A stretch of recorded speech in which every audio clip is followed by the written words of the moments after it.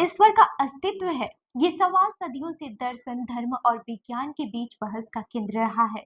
इसी गहरे और संवेदनशील विषय पर शनिवार को दिल्ली के कॉन्स्टिट्यूशन क्लब में एक दुर्लभ सार्वजनिक संवाद देखने को मिला, जब मशहूर शायर गीतकार जावेद अख्तर और इस्लामिक स्कॉलर मुफ्ती इस्माइल नदवी आमने सामने थे।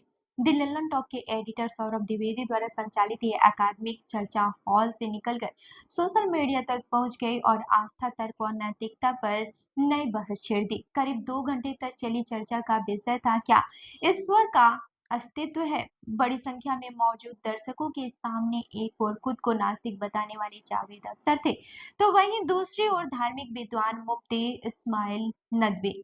ये मौका इसलिए भी खास रहा क्योंकि सार्वजनिक मंच पर इस तरह का खुला और तार्किक संवाद कम ही देखने को मिलता है। जावेद अख्तर ने अपनी बात इंसानी दुख, दर्द और नैतिकता के सवाल से शुरू की। उन्होंने गाजा युद्ध का जिक्र करते हुए कहा कि जब हजारों निर्दोष, खासकर बच्चे मारे जा रहे हो, तब दयालु और सर्वशक्तिमान ईश्वर की अवधारणा समझ से परे लगती है।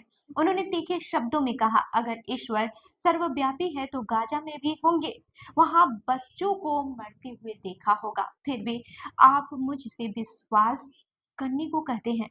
इसी क्रम में उन्होंने व्यंग करते हुए कहा कि इसके मुकाबले हमारे प्रधानमंत्री बेहतर हैं, कम से कम कुछ तो ख्याल रखते हैं। अख्तर ने धर्म के नाम पर होने वाली हिंसा पर भी सवाल उठाया। उन्होंने कहा कि ईश्वर के नाम पर सवाल पूछना ही बंद क्यों कर दिया जाता है। उनका तर्क था कि अगर ईश्वर मौजूद है और ऐसी पीड़ा होने देते हैं तो न हो तो कोई फर्क ही नहीं। इसके जवाब में मुफ्ती इस्माइल नदवी ने जिम्मेदारी इंसान की स्वतंत्र इच्छा पर डाली। उन्होंने कहा कि बुराई ईश्वर की नहीं बल्कि इंसान के चुनाव का नतीजा है। हिंसा, युद्ध या फिर अपराध ईश्वर की मंशा नहीं होते।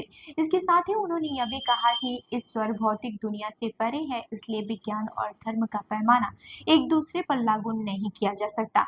इस बहस ने न सिर्फ हॉल में मौजूद लोगों को सोचने पर मजबूर किया, बल्कि सोशल मीडिया पर भी आस्था बनाम तर्क की नई बहस छेड़ दी है।